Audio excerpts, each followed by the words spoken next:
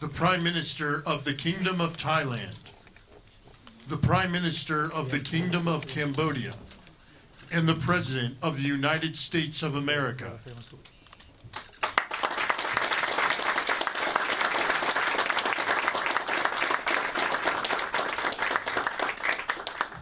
Well, this is so exciting because we did something that a lot of people said couldn't be done, and we saved maybe millions of lives on this one peace deal itself. And I'll tell you what makes me so happy is the two countries we're dealing with, and the third that helped so much. I appreciate so much. Maybe it couldn't have been done without you, but they really like each other. I'm not used to that when I do these deals. Usually there's a lot of hatred. They like each other.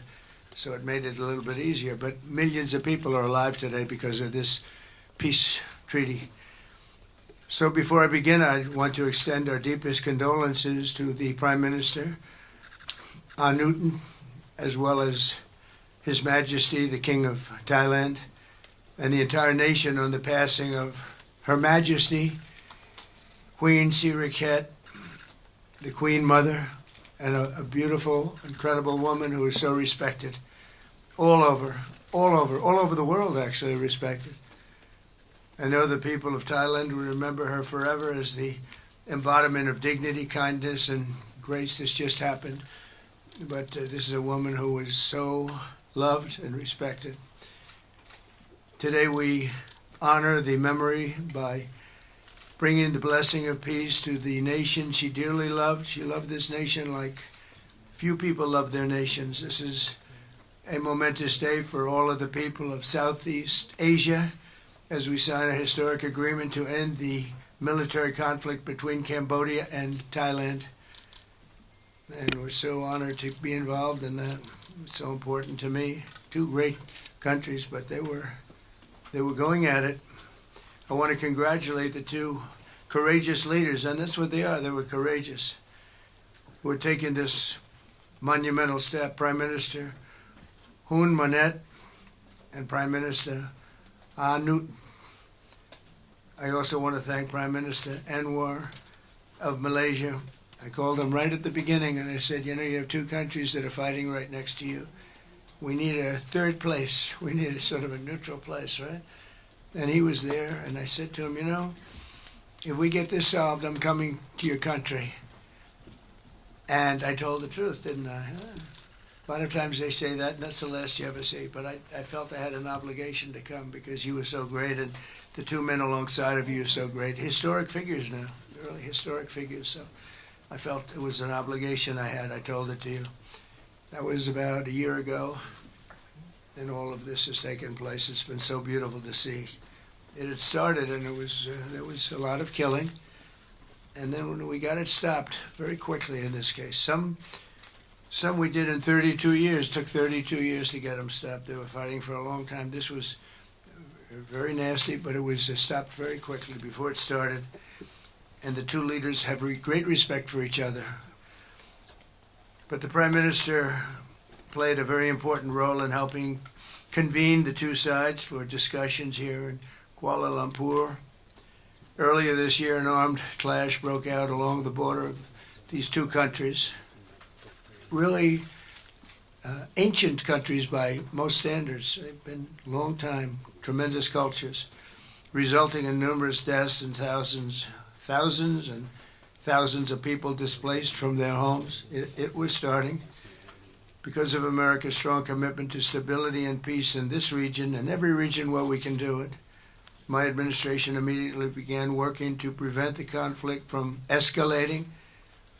I held phone calls with both leaders. I was actually at Turnberry in Scotland when I did this. And we had a lot of phone calls, the three of us and then the four of us. We had a lot of phone calls. It was a beautiful day. I remember how beautiful it was. Turnberry is a great place, but I said, this is much more important than playing around the Gulf. So we sat there all day long making phone calls, and it was amazing the way it came together very quickly. I mean, really very quickly. You caused me very good entertainment. I could have had a lot of fun, but this is much more fun for me than anything having to do with almost anything, because you're saving people and saving countries. But ask them to choose the path of prosperity and peace over needless bloodshed and war. At the end of July, after extremely productive discussions, we reached a ceasefire agreement. And now these gentlemen, and they really are gentlemen, high-quality people, both went to college in the United States, and now these gentlemen are about to sign what we're calling the Kuala Lumpur Peace Accords. Good name. Both countries are agreeing to cease all hostilities and work to build good neighborly relationships, which have already started. 18 Cambodian prisoners of war will be released, and under this agreement, observers from ASEAN countries, including Malaysia, will be deployed to make sure that the peace prevails and endures. And I have no doubt that it will. We have another situation like that right now in the Middle East, and Gaza. You might have read a little bit about Gaza, and that's another one we're very proud of. But we have a lot of people watching that. A lot of people. I think this is a much different kind of a thing. The two countries are getting along really well. Today, alongside this peace treaty, we also are signing a major trade deal with Cambodia and a very important critical minerals agreement with Thailand. The United States will have a robust commerce and cooperation transactions, lots of them, with both nations as long as they live in peace. And I really feel that when we make deals, we see two countries that we do a lot of business with. We do a lot of business with both of them. We have to use that business to make sure they don't get into wars. But this is going to be a very long peace. So as you know, this is one of 8 wars that my administration has ended in just 8 months. We're averaging one a month. There is only one left. Although I heard that Pakistan and Afghanistan have started up, but I'll get that solved very quickly. I know them both, and the Pakistan, the Field Marshal and the Prime Minister are great people, and I have no doubt we're going to get that done quickly. That one started up a few days ago. And I just feel it's something I can do. I do it nicely. I don't need to do it, I guess, but if I can take time and save millions of lives, that's really a great thing. I can't think of anything better to do. But the 8 wars that my administration has ended in just 8 months, there's never been anything like that. Never. There never will be either. I can't think of any president that ever solved one war. I don't think anybody. They start wars, they don't solve them. So nothing like this has been done in history, and it's an honor to be involved. On behalf of the United States, I'm proud to help settle this conflict and really develop good friendships, including people that work with each team. Look at these very distinguished people, except for my people. My people are much less distinguished, but they're very good. But look, my people understand the joke. But look at these very distinguished people, and I've gotten to know them. I want to thank Marco Rubio for being here. He was great. You always help. He's born for this job. He really was. He was born for this job. Secretary of State Jameson, thank you very much for all you did on helping too. He's the foremost expert on trade, and we're going to be doing another couple of stops where we'll be talking about no war, just pure trade. We'll be talking to President Xi in a day. We'll be stopping at Japan. We'll be stopping at South Korea, and we'll be doing some other things, but they're more related to trade. But on behalf of the United States, I'm proud to help settle this conflict and forge a future for the region where proud independent nations can prosper and thrive, safety, security, and peace. It's an amazing thing that's happened to the United States because a year and a half ago, we were a dead country. We were actually a dead country, and now we're the hottest country anywhere in the world. And when I called you, we were in the process of becoming hot. It's actually quite a while right now, but we were sort of on our way, and we had won the election big in a massive amount. And so I was respected when I called you, and it was a little bit easier. I think it's easier when you respect somebody than if you don't respect somebody. If you don't respect somebody, it never happens. But I won't forget that day because it was one of the first wars that I got involved in, and I love doing it. It's like I shouldn't say it's a hobby because it's so much more serious than a hobby, but it's something that I'm good at, and it's something I love to do. The United Nations should be doing this, but they don't do it. You know, they don't do it. They turned off my teleprompter when I made a speech. I had to make a speech without a teleprompter. They're good at that. The escalator wasn't working too well. It came to a complete halt. But, I mean, the United Nations has such great potential. I wish they could do it. They didn't get involved with us at all. We just did the deal and reported the deal, and everybody was sort of amazed that we got it done so quickly and so nicely. But now I'd like to ask Prime Minister Anwar to say a few words, and then we'll hear from Prime Minister Manet and Prime Minister Anutin. And these are, I just have to say it for a last time, these are incredible men. The way they came together, the way they worked so hard, and we worked long hours. It was not long days because the days were few in number, but the hours were very long and very intense. There was a lot of intensity going on because there was a lot of shooting happening while we were talking. That brings it to a new level. And the three men sitting there should really be credited with having done just an incredible job for humanity. Thank you all very much. It's an honor to have worked with you. Appreciate it. Please.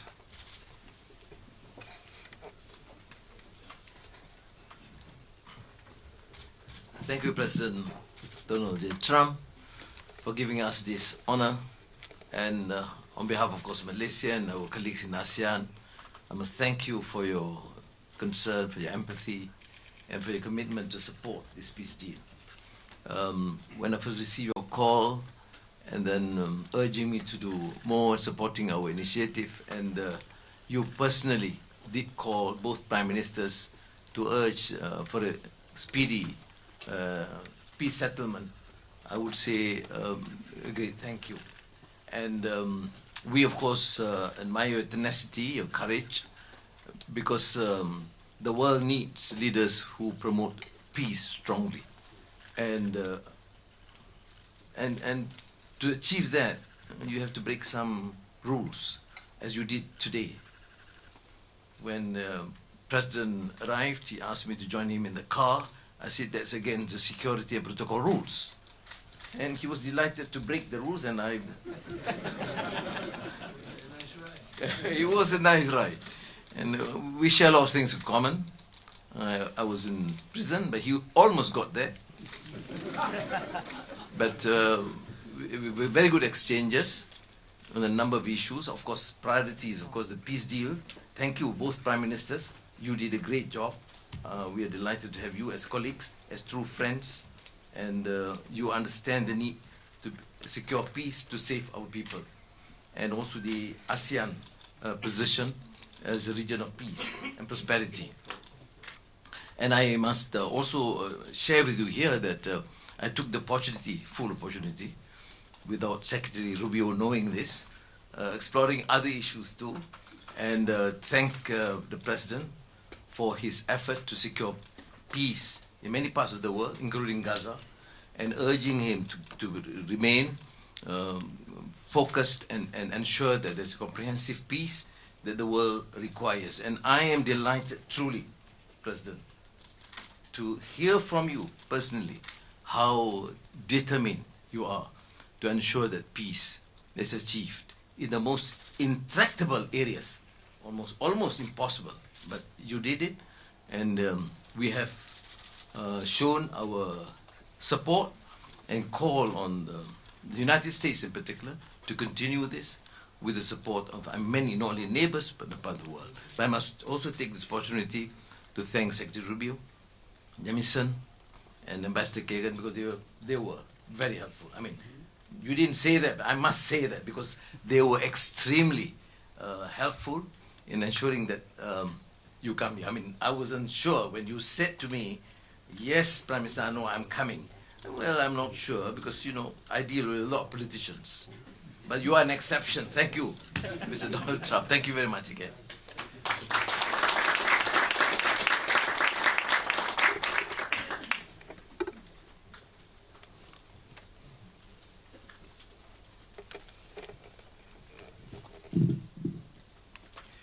President Donald Trump, Prime Minister Anwar Ibrahim, Prime Minister Anutin, Chanvirakul, Excellencies, ladies and gentlemen.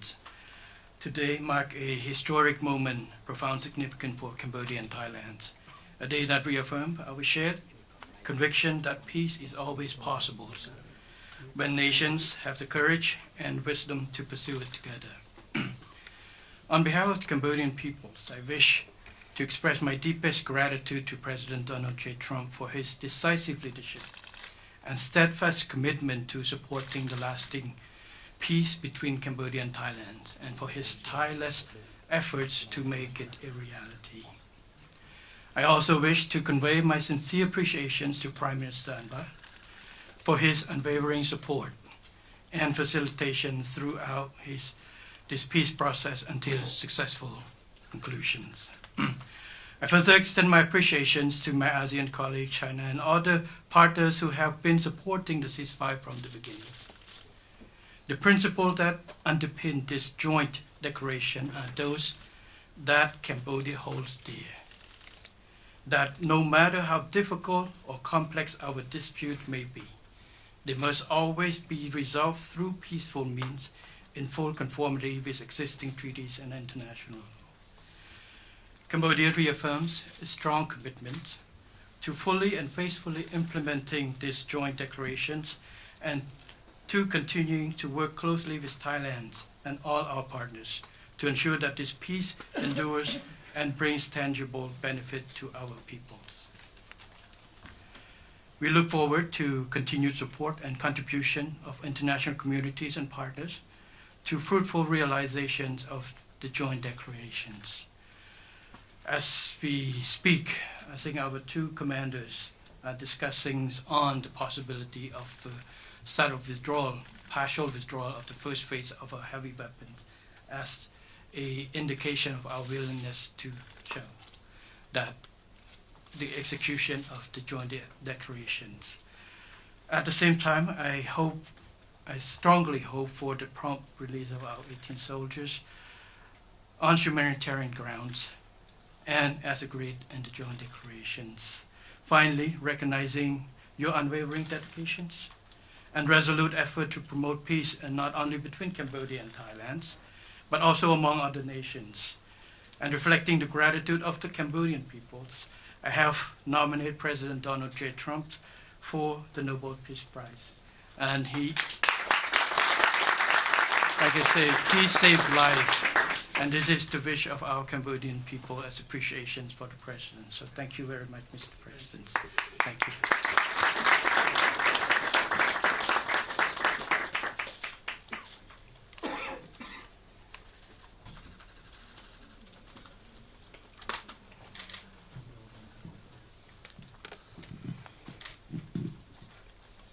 President Trump,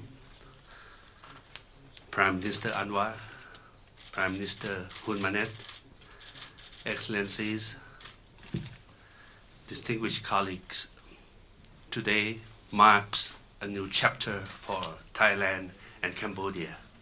Today we take a concrete step towards peace. I would like to thank Prime Minister Anwar Ibrahim for the leadership as ASEAN Chair and your strong efforts in upholding ASEAN unity. And I also wish to express my sincere appreciation to President Donald J. Trump for your personal dedication to peace between our two countries. And in addition, I thanks so much for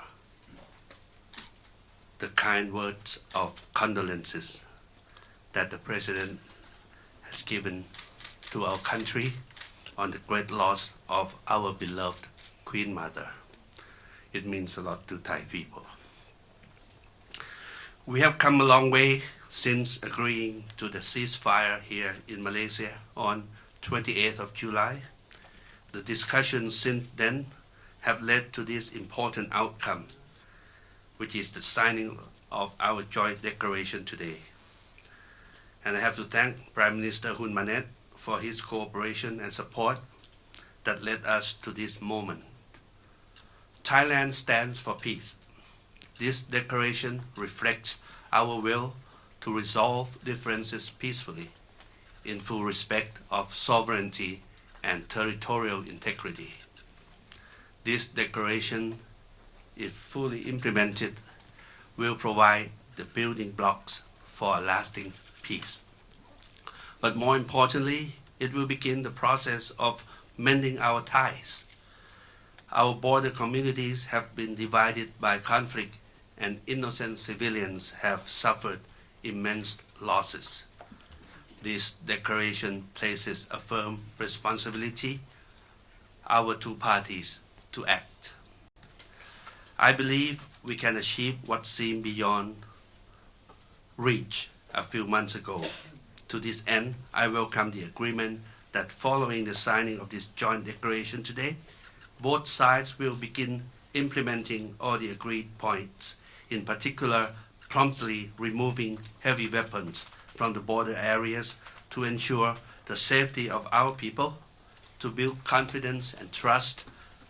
And Thailand will also begin the process of releasing the 18 detained Cambodian soldiers. We have a responsibility to act in earnest and in good faith, and that we restore livelihoods and protect the well-being of our communities along our shared border. To achieve real change on the ground, what we agree on here must be implemented. Only then can we truly turn to a new page. Only then can we assure that our people's security and safety. Only then can we achieve real peace. This is what our people expect of us, and this is what they deserve. Peace with dignity. Going forward, I call on our friends to continue supporting this process so that the joint declaration is implemented fully and in good faith, rebuilding stability, trust, and renewed cooperation between Thailand and Cambodia and across our region.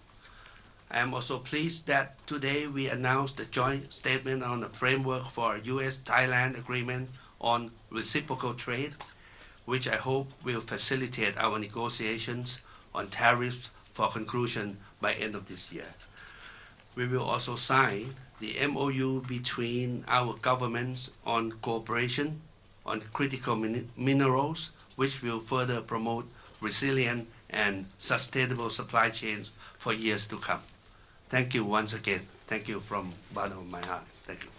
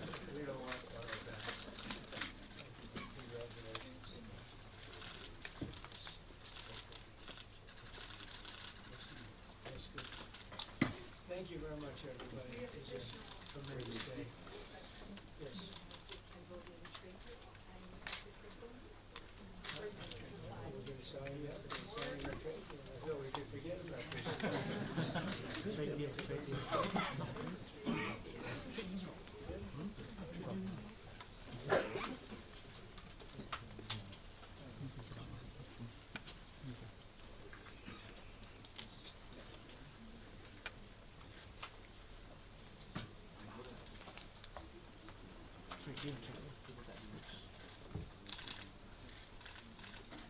this is a great deal for both countries. This is very good.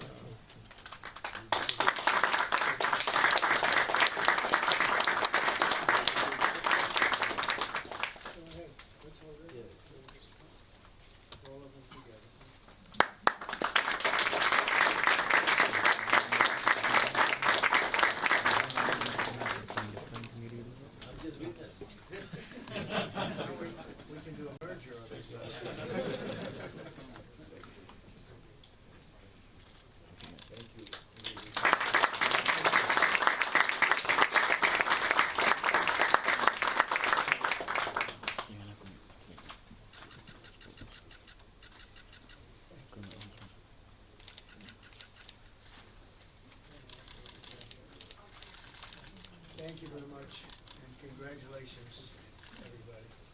Very big deal. Thank you very much. Thank you, Mr. President.